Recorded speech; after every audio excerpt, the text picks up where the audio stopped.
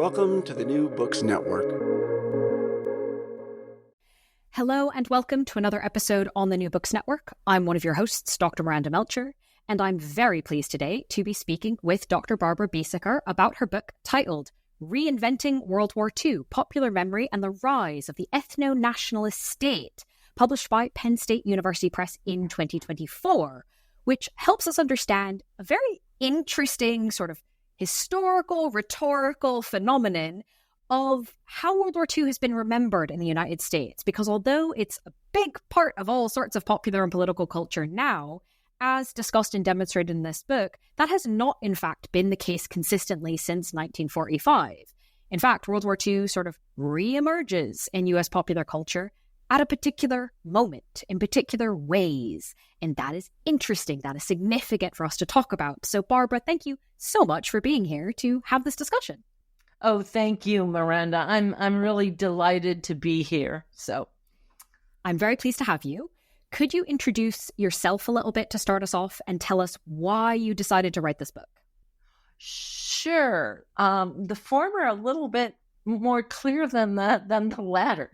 After spending several years, a good number of years studying literature and literary theory, I changed my course of study and went to the University of Pittsburgh to work on an advanced degree in rhetorical studies, and rhetorical studies in a communication studies department, which is to say then the focus is on Aristotle's rhetoric rather than Aristotle's poetics. So pretty big shift. And my first academic job after graduating from the University of Pittsburgh was at the University of Iowa, and I taught undergraduate and graduate courses there until I joined the University of Georgia faculty in 2008. And really throughout my career, I've explored the role of rhetoric in social change by working at the intersections of rhetorical theory and criticism and 20th century continental theory and philosophy, including Marxism, psychoanalysis, and feminist interventions therein. Now, I've thought about this question. I'm not really sure when I decided to write Reinventing World War II. I can distinctly recall touring the Enola Gay exhibit at the Smithsonian's Air and Space Museum, actually with my nephew at the time, who was quite young, and being wildly dissatisfied and really pretty disturbed by it. And I also distinctly recall seeing Saving Private Ryan, and I was actually living in Iowa at the time. And of course, the Ryans brothers are an Iowa phenomenon. So, but I recall seeing Private Ryan in Iowa and feeling utterly uninspired by it, despite all the praise it was receiving in the popular press. So, at this time, also, of course, the culture and history wars of the 20th century were just absolutely raging. And there were all sorts of moral panics targeting women, particularly feminists, queers, and pedophiles. And some of us might remember the daycare crisis, where all of our children were under assault that were in daycare. And there was also a crisis of immigration that was intimately linked to national identity, or according to Newt Gingrich, then the proclaimed demise thereof. And of course, then there was also NAFTA. So I suspect it was when I actually saw the ground broken between the Washington Monument and the Lincoln Memorial. I happened to go on a research trip at that time, and I got to see it in process. When I saw the ground broken there, that I knew that a really significant and blatantly conservative and reactionary shift in the symbolic or national imaginary was in the works. And to be frank, it frightened the heck out of me, and I wanted to try to understand what was going on, and that's the best I can do.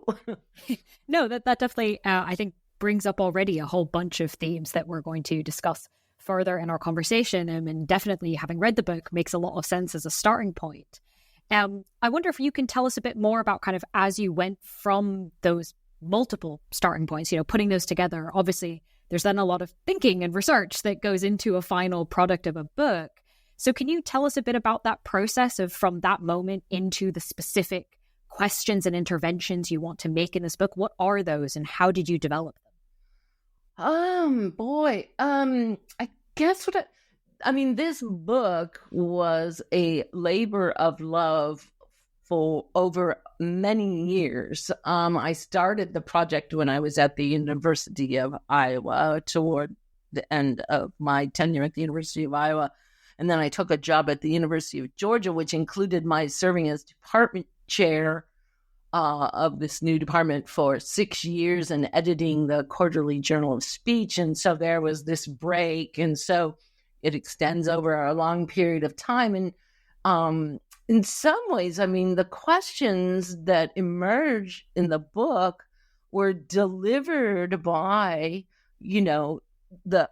the culture and the history, the discourse at the time. So as one tries to make sense in a particular conjuncture, one is assisted, no doubt, in significant ways by certain figures and lessons and so forth. But I think, especially in rhetoric, what one has to do, as I put it at one point, I think in the Holocaust Memorial chapter, is you have to be open to finding what's actually being delivered by the culture rather than presupposing what is to be received. So I don't know if that's responsive, but yeah.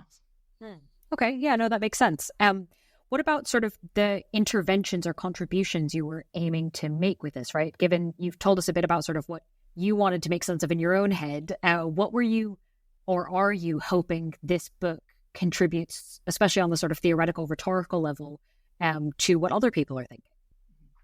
Oh, I think one of the major interventions in the book is an insistence on the importance of what is called popular memory. When this project started, memory studies was in full swings, and so there was public memory, there was personal memory, the memory studies, a cultural memory, etc. And this book wants to focus explicitly on the role, which is very rhetorical, right, of the in terms of the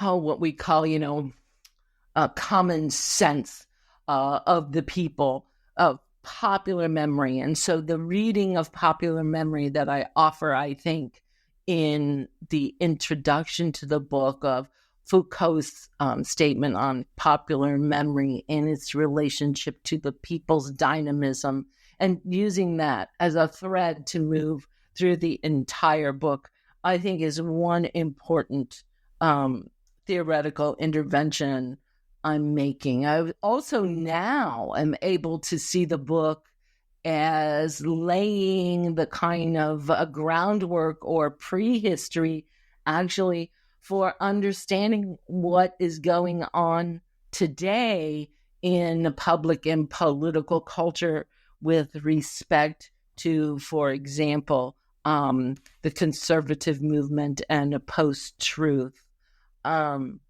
So it's important, both a political, practical intervention as well as a theoretical intervention or supplement. No, that's helpful. And we're definitely going to get to the links to today. But of course, before that, there's some other things to set all that up to kind of make sense of where we're at now. One of them is still on the theoretical side, but I think is worth bringing into our discussion here, your approach and understanding of the archive. Can you tell us about that? Sure, I'd be happy to.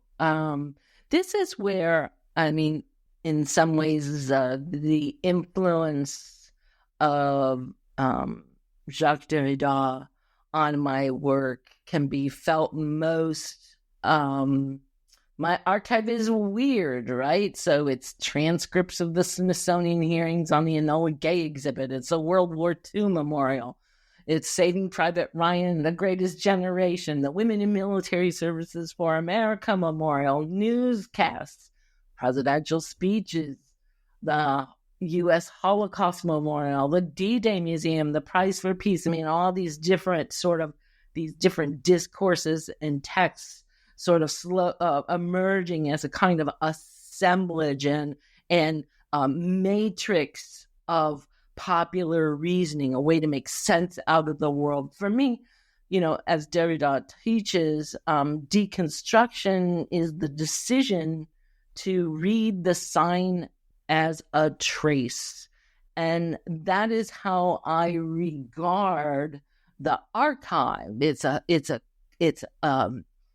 a collection, so to speak, of traces that can function then as what I call with him a site of inscription. And so what I'm very interested in as a rhetorical critic, interested in questions like power and authority and so forth, is, what sorts of politics or of governing, or what modes of governing can be authorized by the archive, even if the archive, because it is a series of traces, not signs, right? What it can authorize, even though it cannot authenticate. And so the use of the archive, the use of the past in order to craft a particular kind of present. All right, this is very helpful to understand, and the listing as well of the different sorts of things you look at is useful too, to kind of finish off our, I suppose, foundational section of our conversation, laying out the things that the book covers. Before we get into any of those instances of archive in more detail, though, I think we have to start with a little bit of a, not even filling in the gap, explaining why there was a gap, I guess, because of course it has been filled in, as we'll investigate. So first we have to understand, why was there a gap or problem with American self-conception at the end of the 20th century that then we'll talk about kind of why World War II was the thing that filled it. But what was the problem that World War II became the solution to? You put it so well, actually. And you put it so well.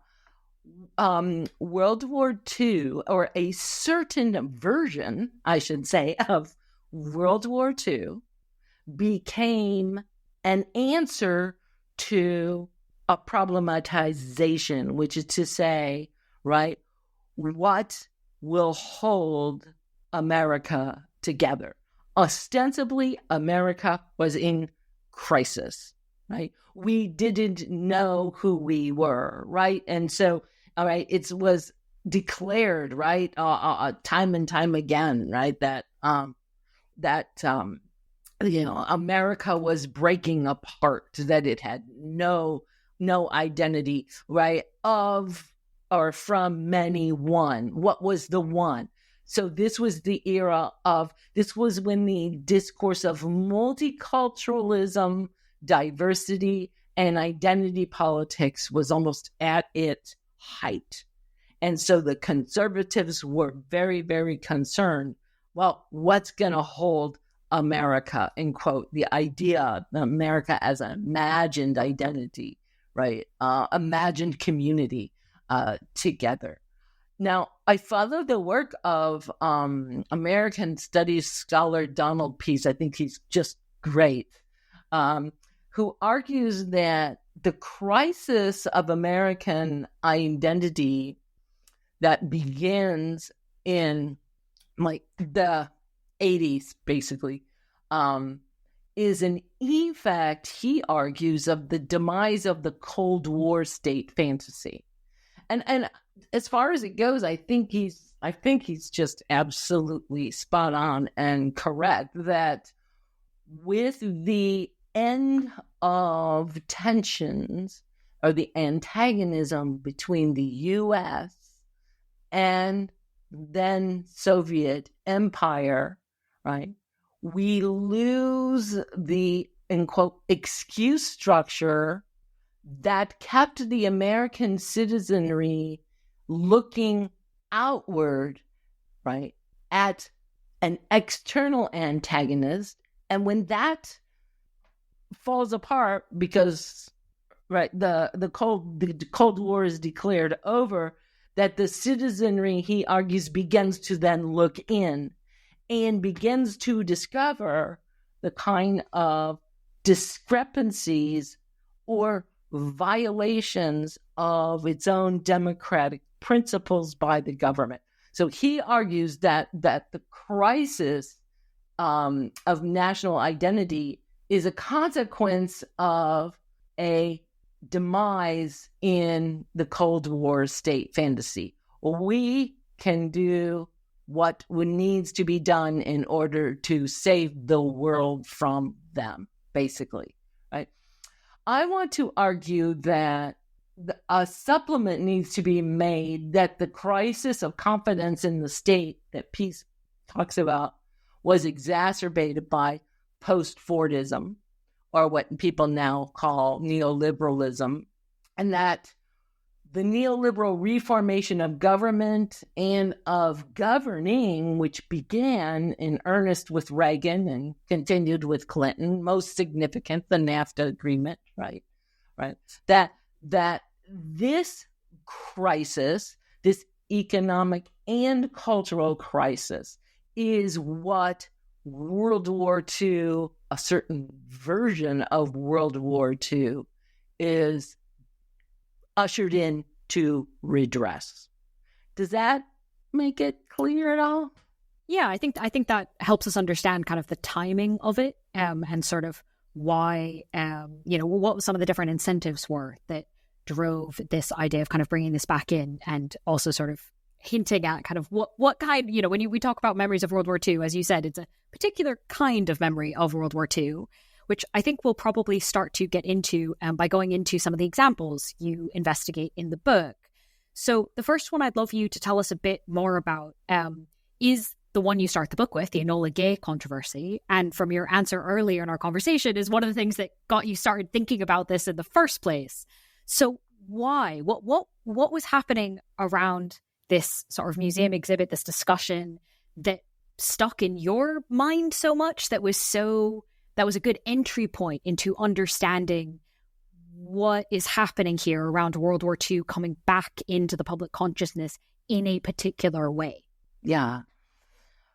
Well, no, according to most people, and most liberal academic treatments of the Enola Gay controversy, which was a huge controversy. I mean, it saturated.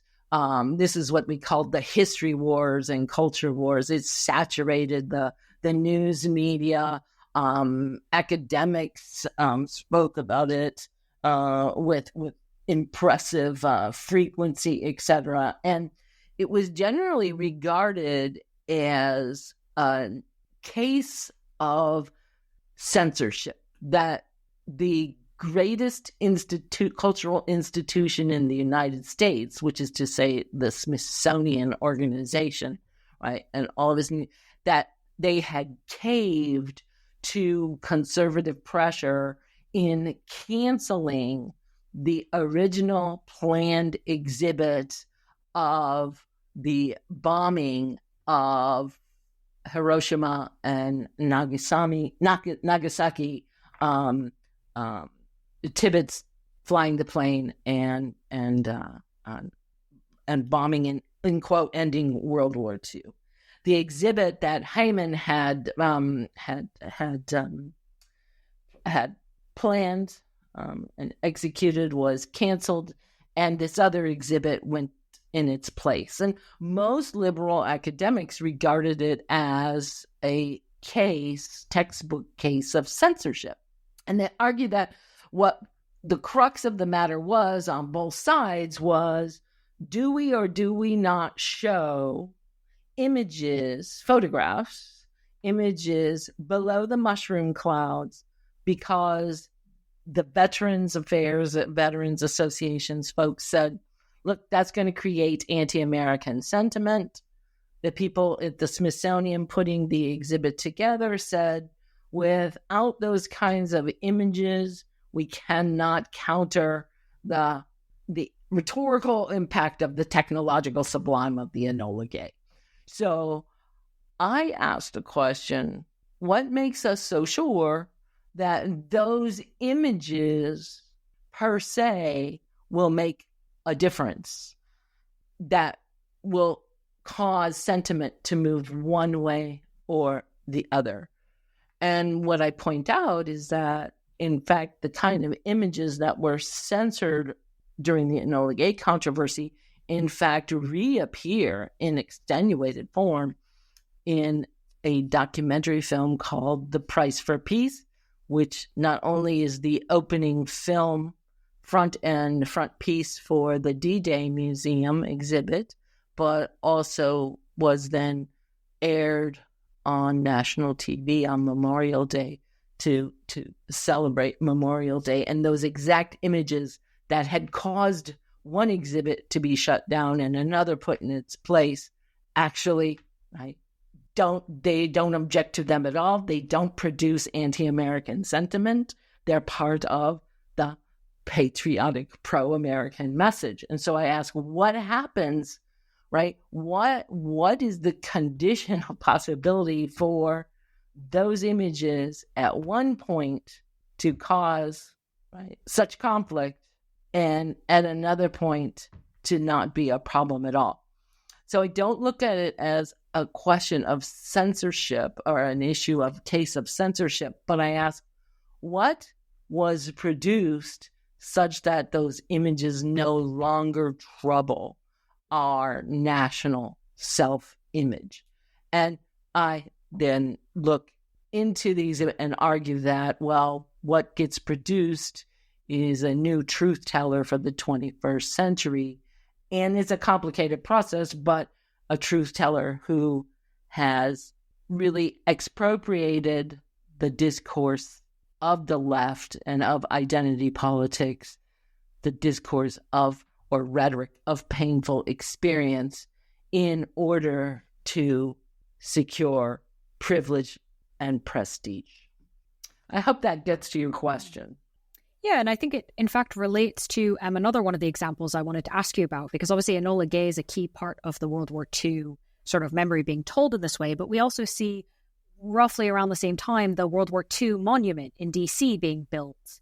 And you investigate not just its building, but where and when it was built. Is this the same sort of kind of ingredients coming in, the idea of sort of personal experience being related to power and prestige, or are we looking at something different if we turn to examining the monument?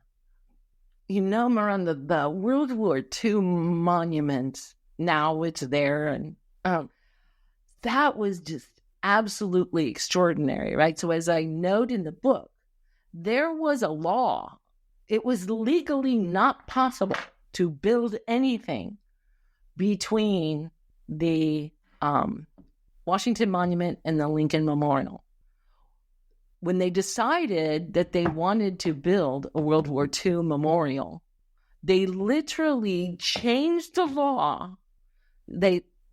So they suspended the law so that they could break ground between those two things, build the World War II memorial, and then they changed the law back again so that nothing else could be built.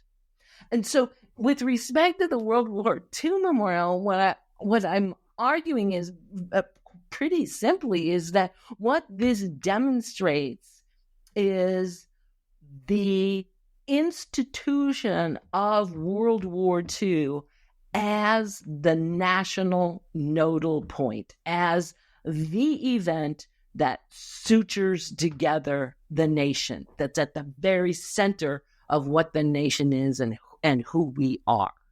And it's, of course, wrapped up in all that other discourse and so forth. So it's really crazy to think about it. Yeah, that definitely puts a different complexion on that monument to realize just how many things got changed in order to make it, if that makes sense. And And then if you think about if you think about the rhetoric of space and place, etc., once you insert the World War II memorial in there, it then changes the visitor's relationship, let's say, to the Korean memorial or to the Vietnam Veterans Memorial, etc., because they become peripheral suddenly. So it's this really visual material performance of the reconfiguration of the national imaginary. Yeah, no, definitely the relation to the other two is a key part of this. So I'm glad you added that in. Of course, though, it's not just this national imaginary is not just being reimagined for those who physically can get to DC to see things like the Enola Gay exhibit or the World War II monument. There's also popular media that goes all over the country, right? Saving Private Ryan was an incredibly popular film. Yes. And this one of all the examples of the book, to me, kind of most went through that point you made earlier around not just World War II, but a very particular version of World War II, and obviously embeds it hugely into the imagination, given how prevalent the film was. So can you tell us a bit more about kind of what this particular conception and emphasis of World War II is that we see through Saving Private Ryan and, of course, other media that kind of makes the same sort of point? Sure. I think the most important thing is so at this time, the most powerful kinds of claims in the political public sphere are claims made by and through identity politics. So it's a politics of injury, right? So women, civil rights, queer people, etc., right? You make claims on the state through the discourse of injury, right? This is the most powerful discourse that is at work at that time. Okay. What the Saving Private Ryan, The Greatest Generation, etc., are really a pretty flagrant frontal assault on identity politics. And what I argue is that the films and the popular books like Tom Brokaw's, etc., that what they do is they are teaching the art of personal abstraction that is requisite to national belonging. In other words, it's an imaginative act of discounting the particularities of self in order to belong to or be in a member of we the people. So I've argued that these films and books, etc., are actually pedagogies of citizenship, how to be an American citizenship. What does it mean to be a good citizen? That these are pedagogies of citizenship that are uniquely suited to the late neoliberal and ultimately ethno-national state. Because, of course, the ideal citizen is a very old image, right? Which is the, in quote, disembodied, deracinated male citizen subject. And how do potentially, quote unquote, good American citizens who don't fit into that ideal, how do they get brought into that story through things like Saving Private Ryan? Well, I'll if you don't mind, I mean, I'll use well, I mean, in Saving Private Ryan, the key there is the figure, the rhetorical figure of the male body in pain. Okay, so what's his name? I can't remember that plays Ryan in the movie. The guy that who he is on Sally Jesse Raphael, which was a news talk show at the time, right? And he says, "Oh, all these people are complaining about their traumas and how hard they had it was they were children growing up, etc." He says, "Try taking a beach, right? The way in which that figure, right, becomes a way to discount any other form of injury, right? So I guess I just better pull myself up by my bootstraps and do the best I can." Right? So it turns us away. This practice turns our attention away from, and induces us to turn a blind eye to historical and systemic or structural asymmetries of power, of resources, of opportunities, etc. And in that sense, it's thoroughly in sync with a neoliberal sensibility. Okay, no, that's helpful to have clarified.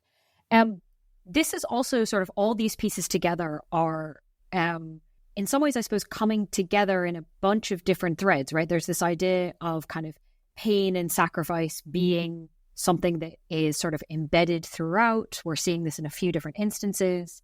But when we think about World War II sort of after this change with all these things in the popular culture, there's often the idea that kind of World War II America was like the shining moment, right? Yep. The instance of, quote, the democratic spirit made flesh in America, right? That this was like the pinnacle of all the things. Can you tell us a bit about sort of how and why that idea of World War II was created in this moment? I'm sorry, can you try me again what the question is? The idea that World War II was the shining beacon of America that I think we still have today, is that's the sort of assumption. That doesn't come out of nowhere either. Where does that sort of putting World War II as the shiny thing, where does that come from? Where does it come? I mean, what we have, if you visit the World War II Memorial, right? A World War II Memorial on the National Mall is the first memorial to break with the norm of honoring only those who served in the different theaters of war. And in fact, the memorial is singular insofar as it honors also everyone on the home front who contributed to the war effort. Okay, so that's how you symbolically, right, rhetorically, you craft this as when we were one, we were all together, we shared the same goals, we shared the same values, we weren't divisive, we weren't self-interested, we were all working together toward this great thing, this goal. And that's how we, in quote, saved the world. This was democracy in, right, it's apex, it's, right. So, and that image is exploited to silence critique, to dismiss complaint, to, right. So I'm not sure exactly what you mean about where did it come from. It was rhetorically, right, being remade, right, as an image. If we think of, for example, of the film before World War II was shut down immediately post-war, right, a film like Patton, right, was, right, about the trauma of World War II. No trauma here. It's a moment of unity, of purpose, and of people. And you mentioned earlier, and you talk about in the book, how concerning you find this. Can you tell us about that?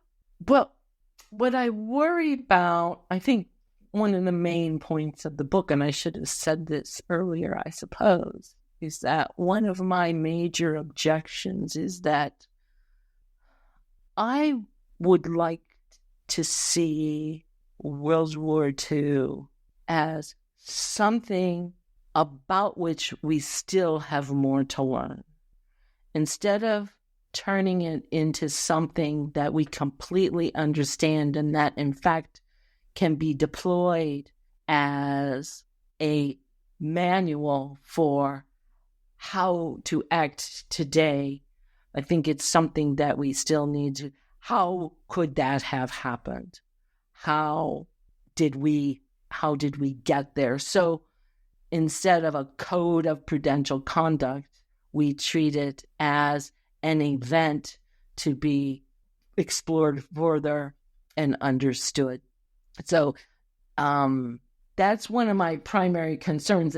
And actually, I argue that the United States Holocaust Memorial Museum is perhaps the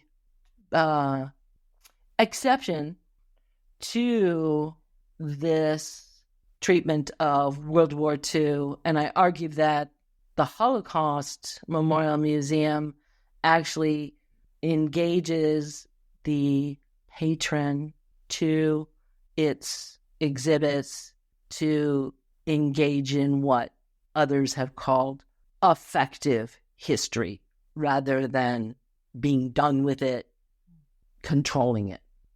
Yeah, I lost my place a little bit, but no. Can you tell us a bit more about that? How does the Holocaust Memorial Museum counter this idea? I mean, what is it doing or not doing that makes it different from some of the other examples we've discussed? The Holocaust Memorial Museum, there are moments in the Holocaust Memorial Museum that challenge the exemplarity of the U.S. during World War II, that question the, in quote, goodness, rightness of the United States during World War II. So I identify these moments in the exhibit during which, and they're not given any explanation, there's no rationalization or provided, etc., where, for example, the U.S. turned a boat away that had, I believe, if I'm recalling correctly, 900 Jews was turned away, many of whom then were lost or even sent back to the concentration camps. So rather than being regarded as, in quote, the savior of during World War II, the United States is seen as, at moments, complicitous with the tragedy, unspeakable tragedy that was the Holocaust and World War II. Yeah, that's definitely different from some of these other messages we've been talking about. Given that all these things are still very much kind of in evidence, we're not talking about something that only happened in the 90s and then stopped. How does understanding this history, for example, of how the World War II monument came to be, right? How does knowing those sorts of things better help us make sense of today? Well, actually, right now I'm working on extending it without knowing it. Without knowing that's what I was doing. When I was working on reinventing World War II, I realized now, looking back, that I was actually writing the prehistory of our present, of our political present, which is characterized by post-truth. This is, I would argue, post-truth in its earliest phases, right? So it helps us understand the present because the present is emerging out of this discursive frame. Now, I don't want to say for a moment that I think they're exactly the same. But for example, right now, I'm doing research on Project 2025, which is a remaking of the infrastructure of the state, not just an ideological remaking, but an actual material remaking of the state. And I'm particularly concerned with the effective, really, erasure of the separation of church and state that's already taking place in the courts. And I'm focusing on the rhetoric and politics of the religious right, including but not restricted to the evangelical Christians in this country. But this post-truth is a reiteration, which is to say a repetition with a difference, of this discourse that was expropriated from the left and used by the right in order to promote a particular image of America, of the country. And I think we're seeing that being remade, reconfigured ever so slightly for a new moment. So I think it's absolutely crucial, actually. More than I knew when I was writing it. Well, I mean, that's I suppose, a silver lining, I guess, of having figured out this research. And your next project as well. Do you want to tell us what that is? That's kind of what it is. I'm trying to figure out the connection between post-truth as a mutation in this political regime of truth, and that I wrote about in Reinventing World War II. I think post-truth is a mutation of that, and what exactly is its relationship to other efforts in the political public sphere. And so that's what I'm working on, and I'm trying to come up with some answers by working through what is now infamously known as Project 2025.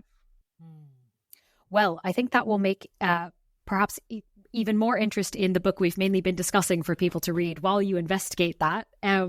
Titled again, Reinventing World War II, Popular Memory and the Rise of the Ethno-Nationalist State, published by Penn State University Press in 2024. So anyone who's interested in reading more about kind of what happened with any of these particular instances, but also, as Barbara, you've been explaining to us, what it helps us understand about today, can obviously go read the book. So thank you again for being with us, Barbara, to tell us about it on the podcast.